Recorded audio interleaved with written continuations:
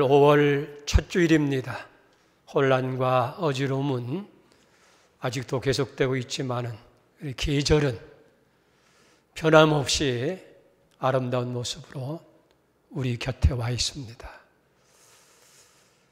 하나님의 신실하심과 그리고 그 사랑과 섭리를 또 새롭게 깨닫는 은혜도 있습니다.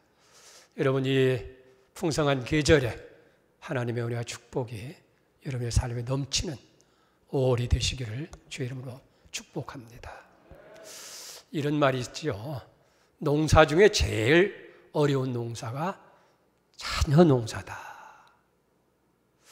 또 이런 말도 있습니다. 세상에 내 마음대로 안 되는 것이 두 가지가 있는데 하나는 골프고 하나는 자식이다. 그런 이야기입니다. 세상에 어려운 일이 어디 이 두 가지뿐이겠어요. 근데 우리 마음대로 되지 않는 것 중에 하나가 사실은 자녀의 문제예요. 자녀가 잘 되기를 바라지 않는 부모가 어디 있겠어요. 그리고 그 자녀의 잘 되게 하기 위해서 애쓰지 않는 부모가 어디 있겠어요. 그런데 부모의 바람이나 애씀에 비해서 자녀의 문제는 쉽게 이루어지지 아니한다는 거예요. 우리가 성경에도 가만히 살펴보면 자신의 삶은 성공적인 인생이 되어지고 정말 많은 사람들에게 존경을 받는데 자녀의 문제에만은 실패한 경우가 많이 있음을 보게 됩니다. 그 대표적인 사람이 다윗이고 사무엘이고 그리고 솔로몬이라고 하는 사실을 우리는 보게 되어집니다. 이렇게 되고 보면 내 인생이 아무리 성공하고 잘됐다 할지라도 자식이 잘못되고 보면 그 인생이 빛이 바래고 말지 않겠느냐 하는 거예요. 여러분, 하나님께서 우리에게 자식을 주신 것은 축복인 동시에 책임도 되는 줄 믿습니다. 오늘 성경 에베소 6장 4절에 보면 또 아비들아 너희 자녀를 노엽게 하지 말고 오직 주의 교훈과 훈계로 양육하라. 여기 노엽게 하지 말라고 하는 말씀은 잘못된 양육으로 인해서 자녀들에게 상처를 주고 그 자녀들이 삶을 망가뜨리는 것을 의미하는 거예요. 그렇기 때문에 이 자녀들이 잘못되지 않도록 조심하라고 하는 그런 권면의 말씀인 줄로 믿습니다. 어느 한 기관에서 서울 시내에 살고 있는 청년 400명에게 이런 설문조사를 해봤어요. 지금까지 당신이 살아오는 삶 가운데서 당신에게 가장 큰 상처를 준 분이 누구냐라고 하는 질문이에요. 그런데 놀랍게도 많은 젊은이의 대답이 부모라고,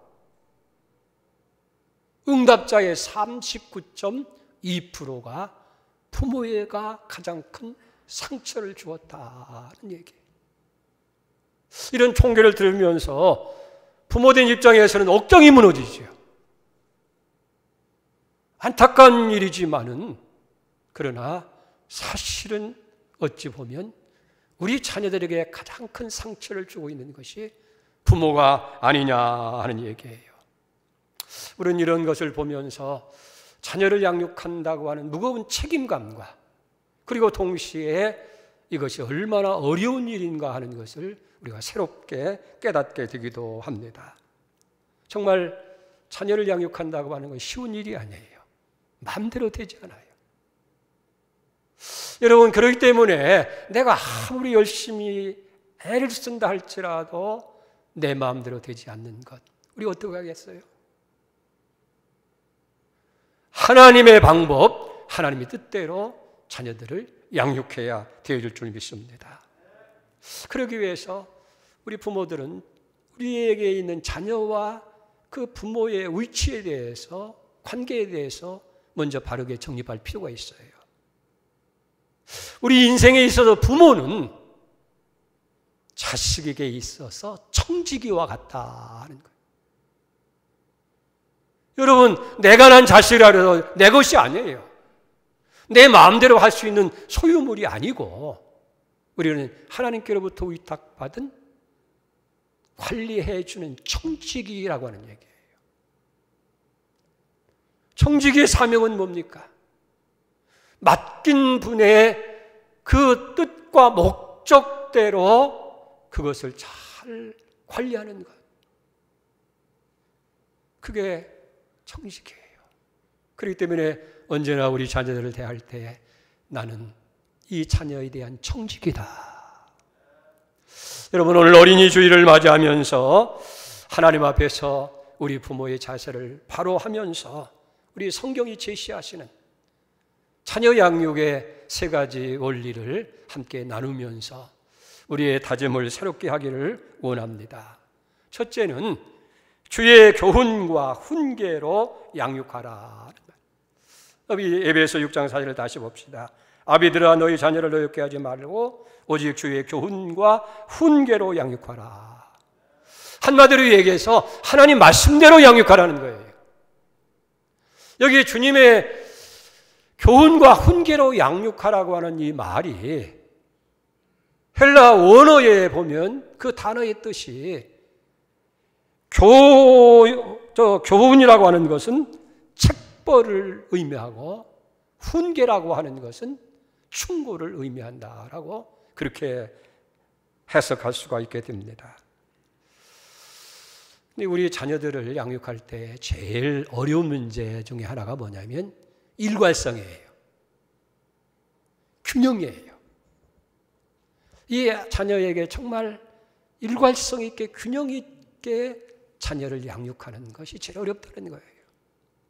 많은 사람들이 자녀들의 잘되기 위해서 애쓴다고 하지만은 사실은 자기의 생각 그리고 자기 감정으로 하는 경우가 참 많아요. 가령 자녀를 사랑한다 하더라도 어떻게 보면 너무 자녀에 대해서 관심이 깊어서 과잉 보호를 하는 경우도 있고 또 반대로 이 아이를 바르게 정직하게 키운다고 해서 너무 엄격하게 하는 그런 경우가 많이 있다는 거예요. 그 부모된 입장에서 일관성 있게 균형 있게 양육한다는 게 힘든 거예요. 그럼 어떻게 하면 일관성을 갖고 균형 있게 양육할 수 있느냐? 그게 바로 하나님 말씀대로 양육하는 거예요. 여러분, 이 성경은 하나님 말씀이잖아요. 그리고 성경은 우리 인생 행복을 위한 매뉴얼이에요.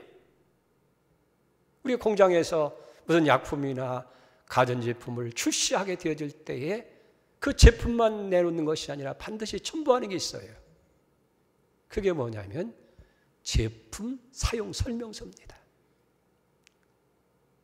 그 설명서에 따라서 사용하고 관리를 하게 될 때에 가장 효율적으로 행할 수 있게 되는 거예요. 우리 인생도 마찬가지예요. 하나님께서 우리 인생을 창조하시고 우리 인생이 행복한 삶을 살 수 있도록 하나님께서 인생 사용 설명서를 주신 거예요. 그것이 바로 성경이다 하는 거예요. 근데 하나님의 말씀대로 살지를 아니하고 내 생각대로 내가 원하는 대로 욕심대로 살게 되다 보니까 내게도 문제가 되어지고 그렇게 자녀도 양육하다 보니까 여기 자녀들에게도 문제가 생기더라 하는 거예요. 성경이 어떤 책입니까? 디모데후서 3장 16절에 보면 모든 성경은 하나님의 감동으로 된 것으로 교훈과 책망과 바르게 함과 의로 교육하기 유익하니 이는 하나님의 사람을 온전하게 하며 모든 선한 일을 행할 능력을 갖추게 하려 함이라. 성경은 인간이 마음대로 쓴 책이 아닙니다. 하나님의 감동으로 되어서 교훈, 책망, 바르게 함, 의로 교육하기에 유익한 책이에요. 그래서 그 성경으로 말미암아서 사람으로 하여금 온전하게 만들어주고 그리고 선한 일을 행할 수 있는 능력을 주는 것이 성경인 줄 믿습니다. 그렇기 때문에 우리가 이 성경 말씀대로 인생을 살아갈 때에 행복한 인생이 되고, 성경 말씀대로 자녀를 양육할 때 그 자녀들이 잘 되고 복된 인생이 되어질 수 있다 하는 거예요. 특별히 신명기 5장 10절에 보면 나를 사랑하고 내 계명을 지키는 자에게는 천대까지 은혜를 베푸느니라. 여러분, 정말 하나님 말씀, 이 성경의 원리를 따라 살아갈 때에 자손 대대로 하나님께서 은혜를 주시고 축복을 주셔서 잘 되게 한다는 거예요. 그런 경우에 대표적인 신뢰의 민족이 있어요. 유대민족이잖아요. 유대민이라는 나라는 그렇게 큰 나라가 아니에요. 지금 본토와 세계에 흩어져 있는 사람들 다 합해봐야 1,500에서 1,700만 명이 되어진다는 거예요. 여러분, 75억이나 되는 인구 가운데서 이 1,500만이라고 하는 것은 너무 미미한 숫자예요. 그런데도 놀랍게 이 나라가 이 세계를 쥐락펴락하는 거예요. 미국이 같은 경우를 보면 정치, 경제, 사회, 교육 모든 분야에서 가장 핵심적인 역할을 하고 두각을 나타내고 있는 거예요.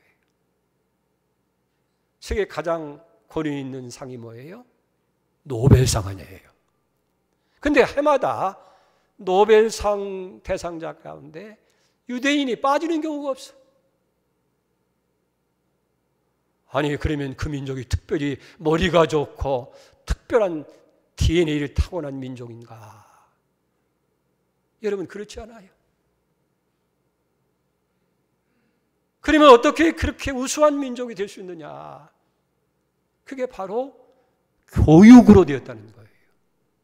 그런데 그 교육의 중심이 성경입니다.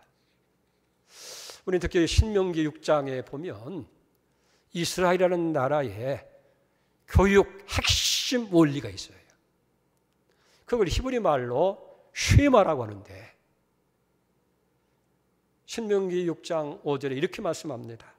너는 마음을 다하고 뜻을 다하고 힘을 다하여 네 하나님 여호와를 사랑하라.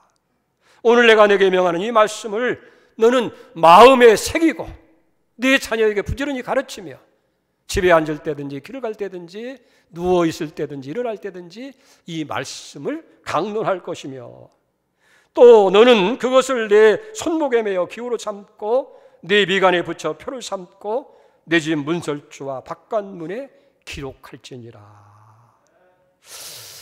가정과 생활 환경에서 부지런히 하나님 말씀을 가르치는 거예요. 어떤 말씀입니까? 마음을 다하고 뜻을 다하고 힘을 다해서 하나님을 사랑하고 하나님께서 명령하신 말씀을 마음판에 새기고, 그리고 그걸 자녀들에게 부지런히 가르치고, 집에 있든지 밖에 있든지 누워있을 때든지 일어날 때든지 항상 강론하라는 거예요. 그리고 그걸 기록해서 손에 매여서 기호를 삼고 이마에 붙여서 표를 삼고 집에 문설주에 발라서 들어가면서 나가면서 그 말씀을 읽도록.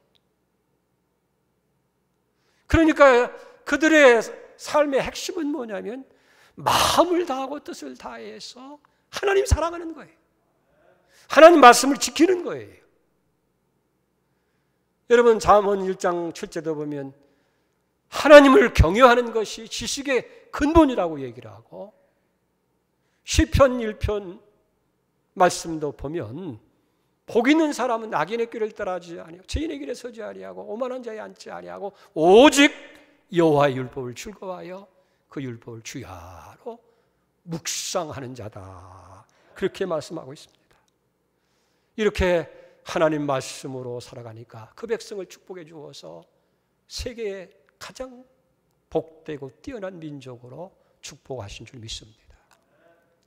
특별히요, 우리 자녀들에게 성경 조기 교육이 필요해요. 오늘처럼 글로벌화되고 세계화된 시대 속에서는 영어가 가장 필수적이니까 어려서부터 영어를 가르치는 거예요. 이거 잘한 일입니다. 그러나 우리 믿는 사람에게 있어서는 그보다 더 먼저 조기 교육을 할 것이 뭐냐면 성경 말씀을 어릴 때부터 가르치라는 거예요. 그래서 잠언 22장 6절에 말씀하잖아요. 마땅히 행할 길을 아이에게 가르치라. 그리하면 늙어도 그것을 떠나지 아니하리라. 어려서부터 자꾸 그 아이에게 하나님 말씀대로 살아갈 수 있는 길을 가르치게 되어질 때에 이 아이가 바른 신앙 가운데 자라갈 수 있는 거 아닙니까? 그래서 어떤 분이 그런 얘기를 해요.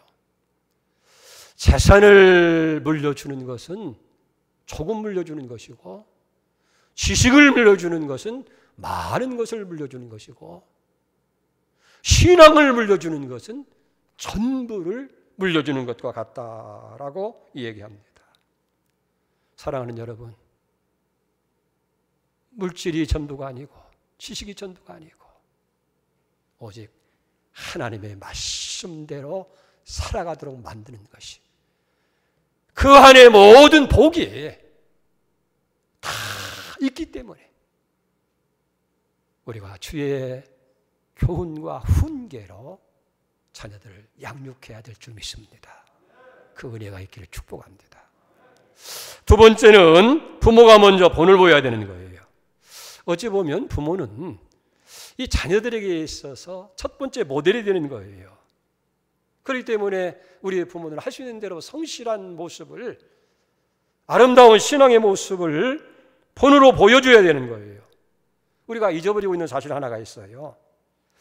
우리 자녀들을 가르치는 대로 된다고 믿는데 사실은 여러분 가르치는 대로, 그건 뭐예요? 듣는 대로 이루어지는 것이 아니라 본대로 이루어진다는 거예요. 그러니까 자녀들이 가르치는 어떤 들음에서보다도 부모님의 행동 하나하나를 보면서 배워간다는 거예요. 그래서 부모는 자녀에게 있어서 거울과 같다. 부모가 거울이 되는 거예요.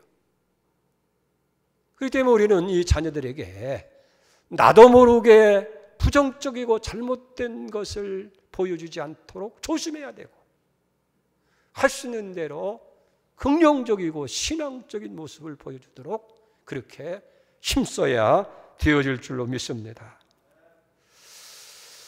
우리는 그 자녀 양육에 실패한 인물들을 보면서 왜 실패했느냐, 대개 보니까 부모가 잘못된 본을 보여주어서 실패한 경우를 많이 봅니다.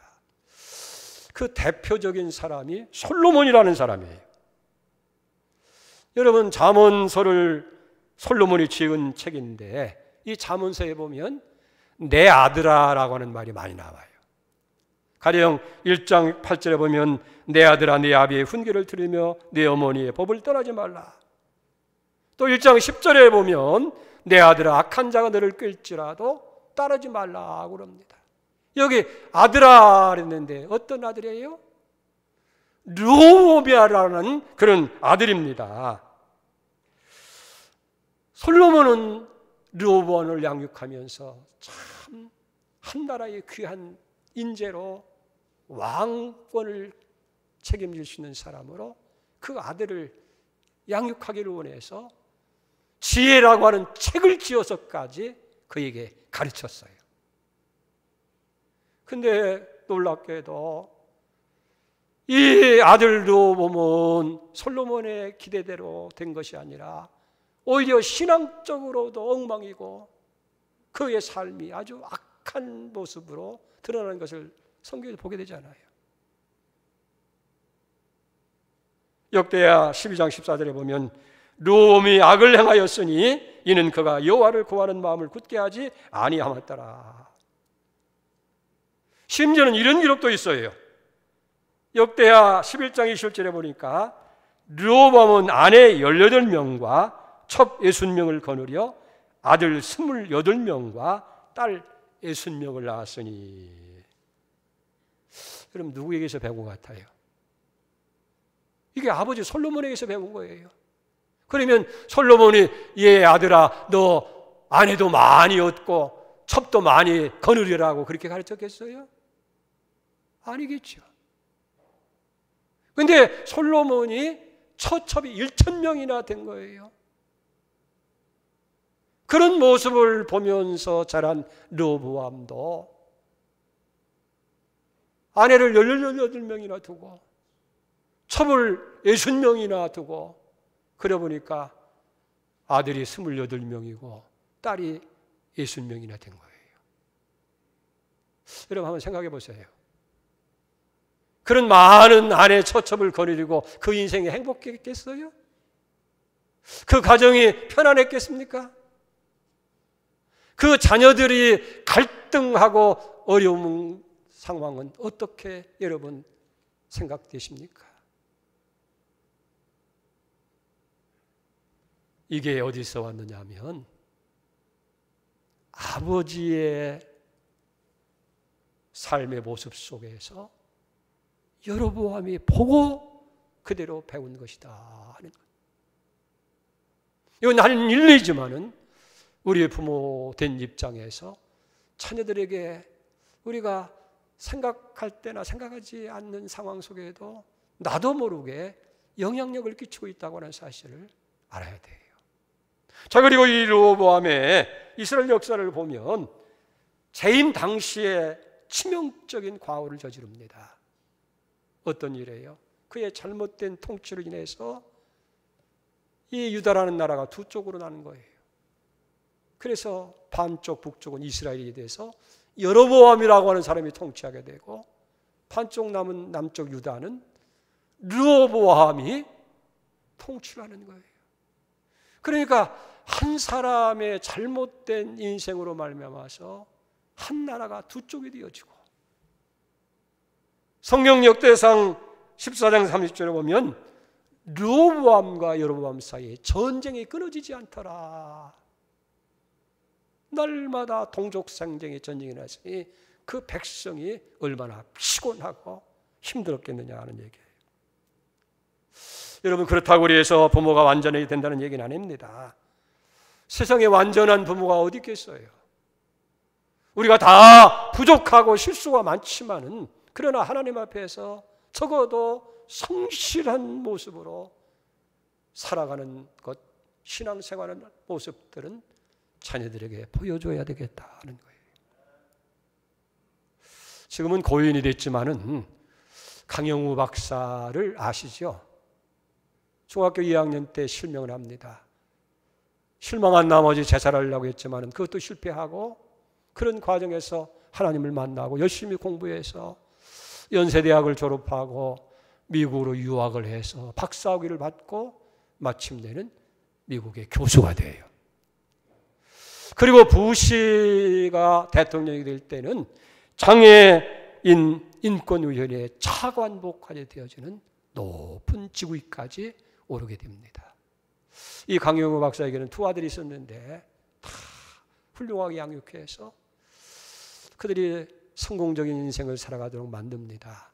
큰아들은 안과 의사가 돼서 의학계의 두각을 나타내고 둘째 아들은 법률을 전공해서 변호사로서 오바마 행정부 때에는 법률 특보로 이제 대통령을 보좌하는 그런 자리까지 나가게 됩니다. 그런데 이 강영우 박사의 고백에 의하면 자녀를 양육하는 게 쉽지는 않았다는 거예요. 한 번은 이런 일화가 있다는 겁니다. 큰아이가 아주 어렸을 때인데 가만히 들어보니까 기도하는 소리가 들려요. 그게 그 기도 소리가 귀에 들리는데 이런 기도를 하는 거예요. 하나님, 우리 아빠 바꿔주세요. 우리 아빠는 다른 아이들의 아빠처럼 함께 야구도 못해주고 자전거도 타지 못해주고 함께 여행도 못해줘요. 우리 아빠 바꿔주세요. 그 기도 소리를 들은 이 강영우 박사 기가 막히고 가슴이 무너져 내립니다. 내가 시각장애인이 돼서 자녀들에게 큰 상처를 주고 있구나. 근데 조용히 기도가 끝난 다음에 아들을 불렀어요. 얘야, 미안하다. 다른 아빠들처럼 함께 해주지 못해서 참 미안하구나. 근데 아들아, 내가 열심히 공부해서 안과 의사가 돼서 아버지 눈을 고쳐주면 되지 않겠느냐.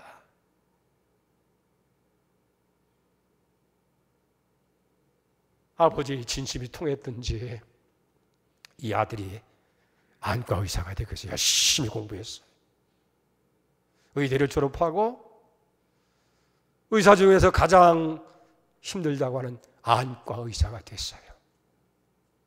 그리고 무엇보다도 시각을 잃은 아버지를 사랑스럽게 여기는 아들이 되었다는 거예요. 부족한 건 많지만, 그러나 그 아들을 위해서, 자기 삶을 위해서 최선을 다하고 성실한 모습으로 살아갈 때에 그 자녀들이 다 잘 되는 그런 복이 임하게 된 줄 믿습니다. 우리도 신앙의 본을 통해서 우리 자녀들이 잘 되는 그런 은혜가 임하기를 바랍니다. 이제 마지막 세 번째는 자녀를 위해서 기도해야 돼요. 우리 부모들에게서 무엇보다 특별한 것은 자녀들을 잘 우리가 위해서 기도하는 일이에요. 그러면서 가만히 생각해 보세요. 우리가 자녀들에게 해줄 수 있는 것이 뭐라고 생각합니까? 쉽게 물질을 한번 생각해 보세요. 정말 물질을 가지고 자녀들의 요구대로 충분히 공급해 줄 수 있습니까? 너무 버거운 일이죠. 아이들이 성장하면서 점점 더 산 넘어 산이 되어지는 거예요. 결국 부모로서 물질을 갖고 해줄 수 있는 것은 한계가 있다고 하는 걸 절실히 깨달아지는 거예요. 또 다른 것도 마찬가지예요. 너무 어려서 말도 못하는 어린아이가 열이 막 38도 39도가 되고 그 아픔으로 괴로워할 때에 대신 아파줄 수 없어요. 이 아이가 성장해서 학교에 갔을 때 대신 공부해 줄 수도 없고 대신 시험을 치러줄 수도 없고, 그리고 학교를 졸업하면 또 취직을 해야 되고 결혼해서 가정을 이루어야 되고 또 가정을 이루게 되면 자식을 낳게 되어지고, 그러면 그들이 살아갈 수 있도록 부모의 입장에서 도와줄 수 있고 해줄 수 있는 것이 무엇이겠느냐는 거예요. 이렇게 따지고 보면 자녀들에게 해줄 수 있는 것보다는 해줄 수 없는 것이 훨씬 더 많은 거예요. 이게 오늘 부모들의 입장이에요.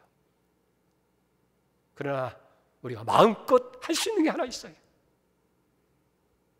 원하는 만큼 할 수 있는 게 있어요. 그게 그 자녀를 위해서 기도해 주는 일이라는 거예요.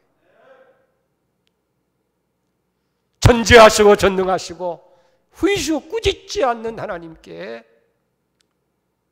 그 아이를 위해서 기도해 주는 일이에요.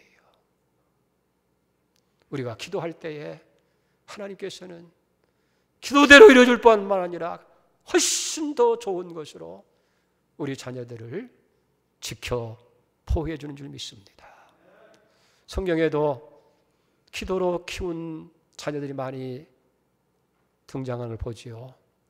기도하는 어머니의 대표는 한나라고 하는 여인이에요. 우리가 사무엘상 1장에 보면 결혼했는데 자식을 낳지 못해서 하나님의 성전에 나가서 통곡하면서 간절한 마음으로 하나님께 기도합니다. 사무엘상 1장 10절에 보니까 한나가 마음이 괴로워서 여호와께 기도하고 통곡하여 서운하 이르되 만군의 여호와여, 만일 주의 여종 고통을 돌아보시고 나를 기억하사 주의 여종을 잊지 아니하시고 주의 여종의 아들을 주시면 내가 그의 평생에 그를 여호와께 드리고 삭도를 그 머리에 대지 아니하겠나이다. 자식이 없어 눈물로 기도했던 한나, 기도의 응답으로 아들을 얻어요. 하나님이 내 기도를 들으셨다. 그래서 사무엘이라고 이름 지어요. 어려서부터 그 아들을 하나님 앞에 바치고 평생을 이 아들을 위해서 기도합니다. 그리고 어머니 한나의 기도는 그 아들을 그 시대에 가장 훌륭한 사람으로 성장해 만들어요. 한 나라의 사사가 돼서 통치자가 되게 하셨고, 선지자로서 이스라엘의 첫 번째 왕 사울과 두 번째 왕인 다윗에게 기름을 부어서 왕으로 세우게 하고, 어둠과 혼돈으로 계속되던 그 사사시대의 가장 평화로운 태평시대를 열어가는 일을 감당케 하는 거예요. 어머니 한나의 기도가 사무엘이를 이렇게 훌륭한 인물로 만들게 된 줄로 믿습니다. 기도하는 아버지의 대표는 야곱이라고 하는 사람입니다. 우리가 창세기 49장에 보면 야곱이 임종 직전에 12아들을 다 불러놓고 한 사람 한 사람 안수하면서 축복의 기도를 해요. 근데 우리가 성경에서 발견할 수 있는 것은 그 아버지의 기도대로 자녀들이 다 이루어진 거예요. 12 족장이 되어지고 그들이 함께 모여서 이스라엘이라고 하는 거대한 나라가 만들어집니다. 그리고 야곱은 아들에게들만 기도하는 것이 아니라 손자들까지도 축복의 기도를 드려요. 나중에 히브리서 11장에 보면 21절에 믿음으로 야곱은 죽을 때에 요셉의 각 아들을 축복하고 그 지팡이의 머리를 의지하여 경배하였으며 라고 얘기하는 거예요. 사랑하는 성도 여러분, 부모는 한 가정의 제사장입니다.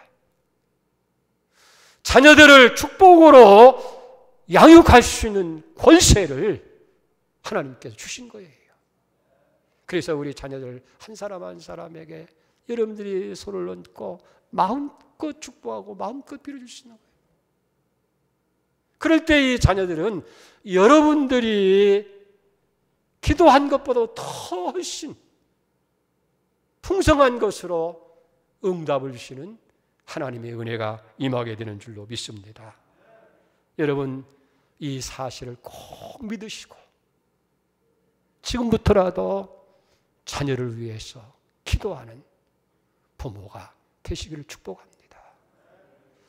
시편 127편 3절에 보면 보라, 자식은 여호와의 주신 기업이요 태의 열매는 그의 상급이라고 했는데, 하나님께서 우리에게 주신 기업, 하나님이 주신 상급, 우리는 이 자녀들을 어떻게 양육하고 키워야 되겠어요? 안타까운 것은 우리가 진짜 너무 소중한 것을 잊어버리고 사는 그런 시대 속에 살고 있는 거예요. 여러분 가만히 생각해 보세요. 우리가 돈을 벌어라 자녀들과 함께 지낼 수 있는 시간도 제대로 내지 못하면서 바쁘고 피곤하지만은 도대체 왜 돈을 버는지를 잊고 있는 거예요. 우리 아이들이 공부만 잘하면 행복해진다고 하지만은 끝없는 경쟁 속에 내몰린 아이들의 오늘이 너무 피곤하고 불행하게만 하는 거예요. 삶의 우선순위, 인생의 우선순위를 생각하지 않으면 내 자신뿐만 아니에요. 내 자녀들의 삶도 망가뜨리고 있다고 하는 사실을 잊어서는 안 돼요. 요즘 우리는 거대한 재난 앞에서 그저 당연하게 여겼던 것들이 한순간에 사라지고 무너져 내리는 모습을 보면서 내 인생에서 진정으로 소중한 것이 무엇인지를 깨닫고 있지는 않습니까? 오늘 이 위기 시대에 소중한 게 뭐예요? 물질도 아니더라고요. 세상의 권위나 지위도 아니에요. 가정이고 자녀예요. 이 소중한 자녀들을 위해서 무엇을 하고 있느냐는 거예요. 안 된다고 손 놓고 있지는 않느냐는 얘기예요. 그러는 사이에 우리도 모르게 하나님의 축복의 손길이 끊어지고 하나님의 은혜의 문이 닫힌다고 하는 사실을 잊어서는 안 되는 거예요. 하나님은 우리에게 자녀를 주실 때에 동시에 그 아이의 행복을 위해서 설명서까지 주시는 거예요. 그게 하나님 말씀입니다. 하나님 말씀대로 잘 양육하고 우리 자녀에게 신앙을 본을 보이고 무릎으로 이 아이를 위해 기도하는 그런 부모가 되시기를 주의 이름으로 축복합니다. 기도합니다. 하나님 아버지, 자식은 여호와의 주신 기업이고 태열매는 그의 상급이라고 그랬는데 우리에게 주신 귀한 자녀 하나하나가 내 것, 내 소유가 아니라 하나님이 의탁하신 관리할 청직인데 우리는 너무나 소홀히 했던 것을 안타깝게 회개합니다. 거대한 재난 앞에서 당연하게 여겼던 것들이 한순간에 사라지고 무너지는 현실 앞에서 진정한 소중한 것이 무엇인지를 깨닫게 하여 주시옵소서. 하나님이 주신 이 귀한 자녀들 주의 교함과 훈계로 양육하고 신앙의 본을 보이고 기도로 키울 수 있게 해 주시옵소서. 예수님의 이름으로 기도 올려옵나이다. 아멘.